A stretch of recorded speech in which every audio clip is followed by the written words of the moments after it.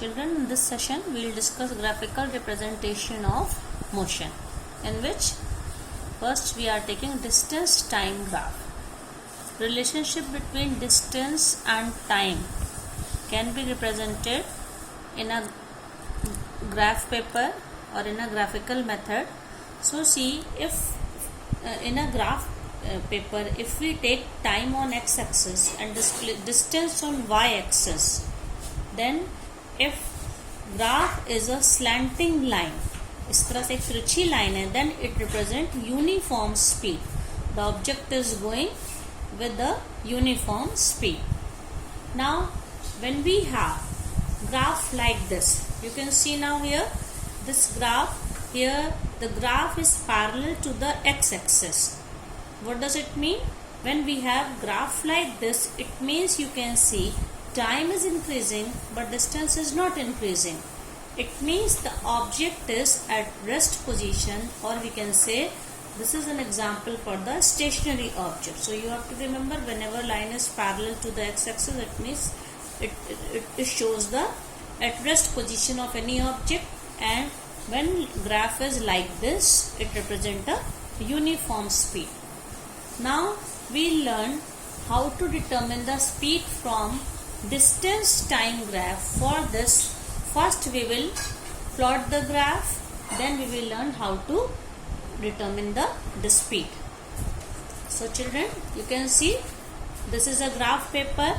First you see this here, I have taken these values for distance time graph. As I have already told you that we have to represent x on time on x-axis and distance on y-axis. You can see the values when we are going to plot.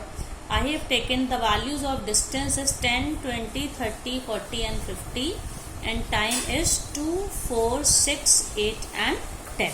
Time is in seconds while distance is in meters. So you see, this is a graph paper.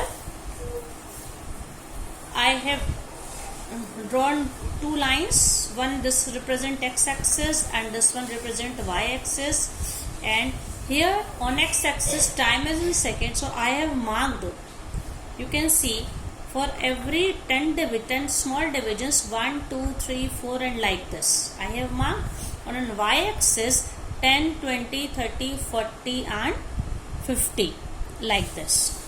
This is 40. So this is in meter and this is in second. Now our first value is, see children, our first value is here 10 meter. Distance is, you see, distance is 10 meter and time is 2 seconds.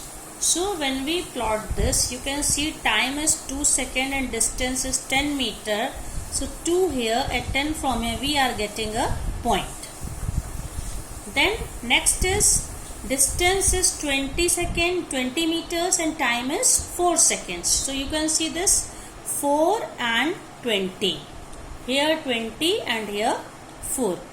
Next value is time is again 6 seconds and distance is 3. You can see this 6 and 30. So this is the third position of the object. Now time is 8 and distance is 40. So this graph, this will be like this. Then the last is time is 10 seconds and distance is 50 meter. You see. So we have 5 points here and we will join them and we will draw this with the help of scale. 50 is this, children. This is not. So I have to remove this point. Okay. Now when we join them, you can see they will be joined like this.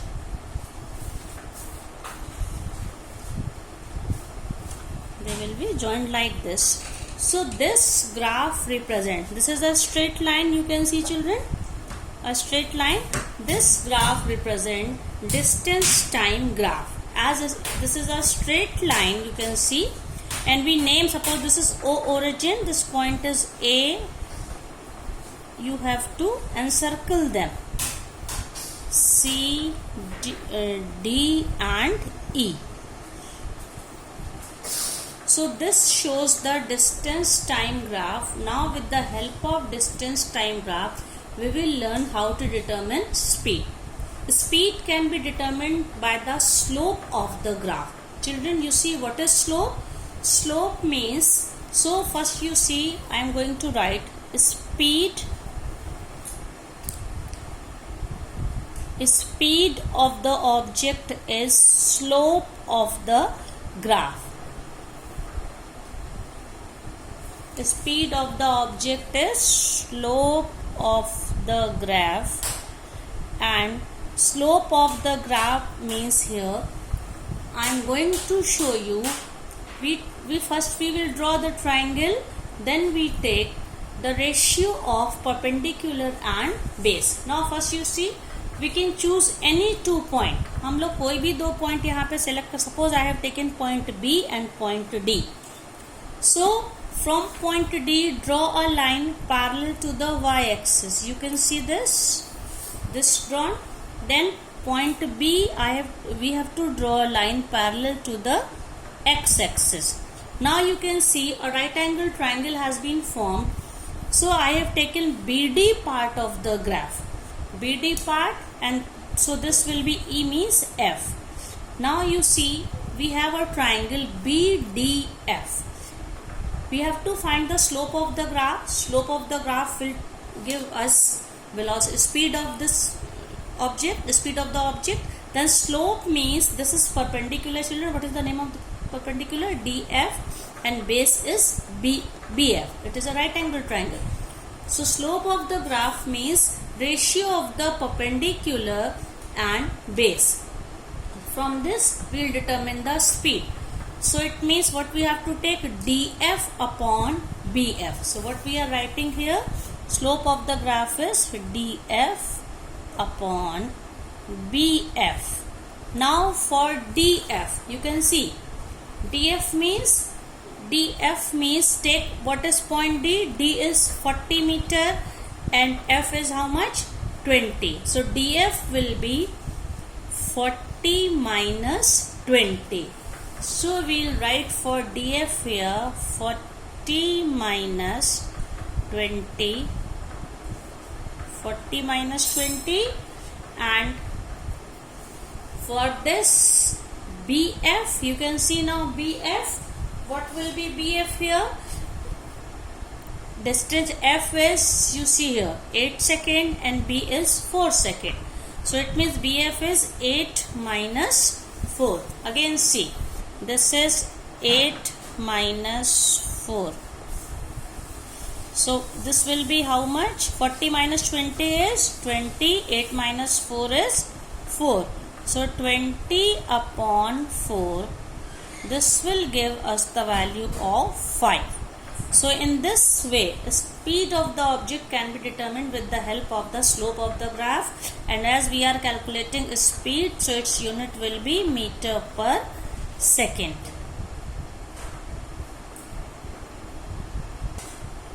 So children, the speed of the velocity is 5 meter per second, and you have to remember what is the speed. Speed means slope of the graph. Slope means we have to choose any 2 points on this graph paper. After drawing the graph, after plotting the graph, then when we take 2 points, draw 2 lines parallel to y-axis like this. See here, we have taken B part, this BD part. So we have to draw this B and D also. This is. So difference of these 2 lines will give us DF, that is 40 minus 20. Then we take this is 8 minus 4, so it will be 4. So this gives us, in this way we can find the velocity of any object. Now this graph represents the uniform speed. When the graph is a straight line, straight slanting line means uniform speed. The object is moving with uniform speed. Now whenever we have changing speed, when the speed is not uniform, then graph will be like a curved line. It means velocity is changing after every moment. So in this way we have to find instantaneous velocity, that is velocity at particular moment or particular second. For this we have to draw a tangent at any point. Suppose I have taken this point P. So I have drawn tangent to this point. So at point P, when we have to determine velocity, because at every point on the graph, when we draw tangent, we can see direction of the tangent is changed. It's changing continuously. So this will represent the velocity at P at the moment. For this point, for this I have drawn a tangent. Again we have to take slope of the graph. So how can we determine slope, children? You see, I have drawn two lines parallel to y-axis. Then I have taken two lines parallel to x-axis, like this. You can see. So in this way, again a right angle triangle has been formed, which I can write as ABC. So what will be here? You see now, children, what will be speed? Speed at point P is, again you see, slope of the graph, and this slope of the graph will be, speed is here instantaneous, किसी particular moment की speed है. Speed is again slope of the graph, that is AB upon BC. Now again see, what is AB? This is AB. So AB will be, A means 70 and B means 10. So that is 70 minus 10. 70 minus 10 upon. Now again see, BC means 8 minus 4.